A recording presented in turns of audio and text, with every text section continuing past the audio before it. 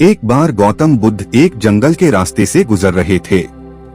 उस रास्ते पर बुद्ध को एक आश्रम दिखता है, जहाँ पर कुछ साधु सन्यासी मंत्र उच्चारण व हवन इत्यादि कर रहे थे। बुद्ध उन सन्यासियों को देखकर आश्रम के द्वार पर पहुँचते हैं और खड़े हो जाते हैं। बुद्ध की उपस्थिति ही कुछ ऐसी होती थी कि उन्हें कोई भी नजरअंदाज नहीं कर सकता था।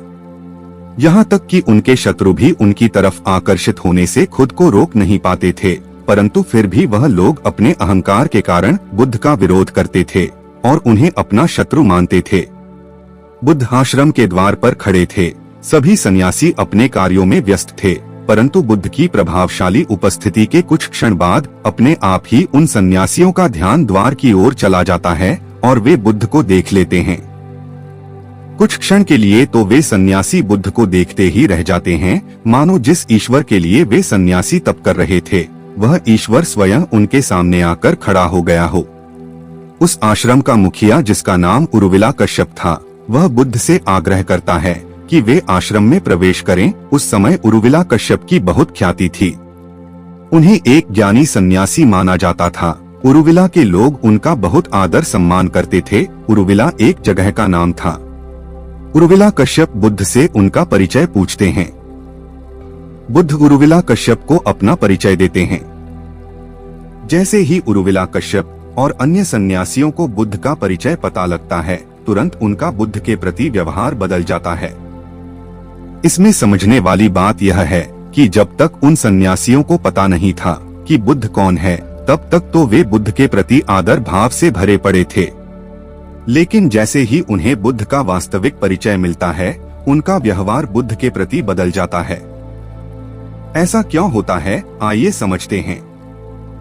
पहले वे सन्यासी बुद्ध को वास्तविकता की नजरों से देख रहे थे। जो उन्हें दिख रहा था वे वास्तविकता को स्वीकार रहे थे, लेकिन अब जैसे ही उन्हें बुद्ध का परिचय मिल गया, उन्होंने अपने विश्वास की नजरों से देखना शुरू कर दिया और यहीं पर वे वास्तविक बुद्ध से चूक गए।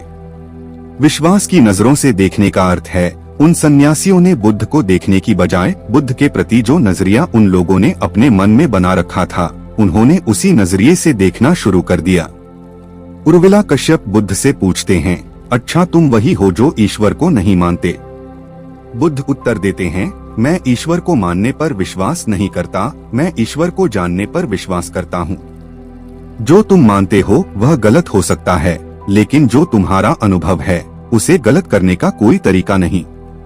जिस बात का तुम्हें अनुभव ही नहीं, उस बात का दावा करना मुझे व्यर्थ लगता है, और जिस बात का तुम्हें अनुभव है, मुझे नहीं लगता कि उसका दावा करने की आवश्यकता है। बुद्ध के द्वारा कहे गए शब्द बहुत गहरे थे। वहां उपस्थित सभी सन्यासी बुद्ध के शब्दों को सुनकर हिल जाते हैं, परंतु अपने अहंकार को बचाने के लिए सभी लोग चुप रहते हैं और एक टक बुद्ध को देखते रहते हैं, क्योंकि इस तरह से बोलने वाला और अपने अनुभव की बात करने वाला उन सन्यासियों ने कोई व्यक्ति पहली बार ही देखा था। उरुविला कश्यप भी बुद्ध की बात सुन हिल जाता है।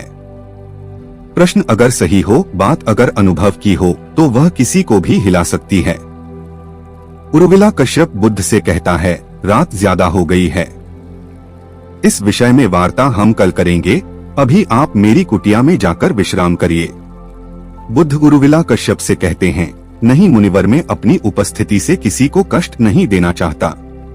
यदि कोई और कुटिया खाली है तो मुझे बता दीजिए, वरना मैं वृक्ष के नीचे भी विश्राम कर सकता हूँ।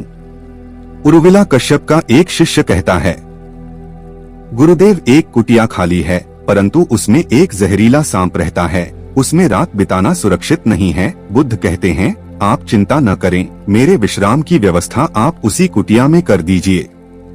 मैं निश्चिंतता के साथ उस कुटिया में रात बिता सकता हूँ। तब उरुविला कश्यप कहते हैं, नहीं नहीं मुनिवर, वह स्थान आपके लिए सुरक्षित नहीं है, आप वहाँ मत सोएं। तब बुद्ध कहते हैं कि इस पृथ्वी पर हर स्थान मेरे लिए सुरक्षित है और ये मेरे अनुभव की बात है, आप बिल्कुल भी चिंता मत करिए। उरुविला कश्यप और उसके शिष्य यह सुनकर सहम जाते हैं कि बुद्ध पता नहीं क्यों जानबूझकर खतरा मोल ले रहे हैं। उन्हें शायद अंदाजा नहीं है कि सांप उन्हें नुकसान भी पहुंचा सकता है। और कुछ लोग यह भी सोच रहे होंगे कि बुद्ध उस कुटिया में सोने की जिद क्यों कर रहे थे। इसके पीछे एक बड़ा कारण है, यह आप इस कहानी में आगे जानेंगे।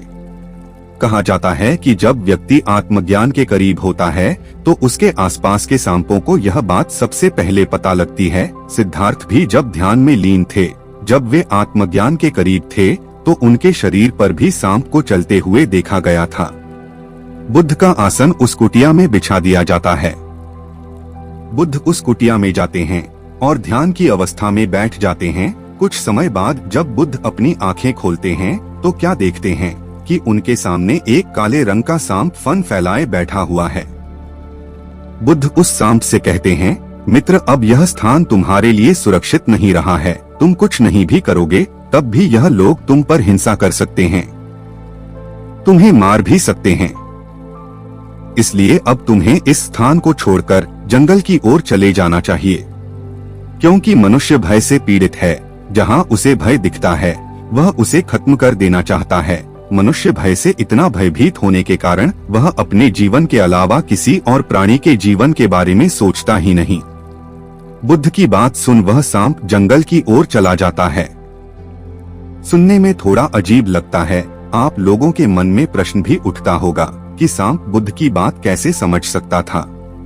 पर मैं आपको बताता चलूं कि बात सिर्फ शब्दों में ही नहीं होती, शब्दों के अलावा भी बात करने का एक माध्यम होता है जिसे भाव कहते हैं। कुछ लोग कहेंगे कि बुद्ध अपनी बड़ाई करवाने के लिए रात को उस कुटिया में सोने के लिए गए, वरना वे किसी और कुटिया में भी तो सो सकते थे। परंतु ऐसा नहीं है। बुद्ध का उद्देश्य अपनी बड़ाई करवाना नहीं था। बुद्ध का उद्देश्य था उस सांप की जान बचाना। जिस मनुष्य के भीतर इतनी करुणा, इतनी मानवता हो कि वह मनुष्य के साथ साथ किसी जानवर को भी दर्द में न देख सके, वह कोई साधारण मनुष्य नहीं हो सकता। उसी मनुष्य को बुद्ध कहते हैं। सांप का उद्देश्य किसी को काटना नहीं होता और ना ही उसे काटने में मजा आता है। जिस प्रकार मनुष्य खतरे को देखकर चीखता चिल्लाता है, अपने हाथ पैर चलाता है, यह मनुष्य के भीतर क्षमताएं हैं। ठीक इसी तरह सांप के भीतर भी एक क्षमता है। जब भी वह खतरे में होता है, उसे लगता है कि उसके प्राणों को खतरा है, तो वह काट सकता है।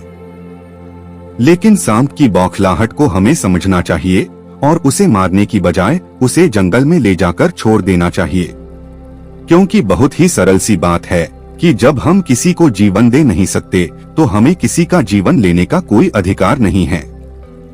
तो साथियों, यह थी बुद्ध के जीवन से जुड़ी एक सच्ची कहानी। अगर पसंद आई होंगी लाइक व शेयर जरूर करें। ऐसी ही और कहानियों को सुनने के लिए चैनल को सब्सक्राइब कर लीजिए। मिलते हैं बुद्ध भाव की नई प्रस्तुति के साथ, तब तक के लिए नमो बुद्धाय।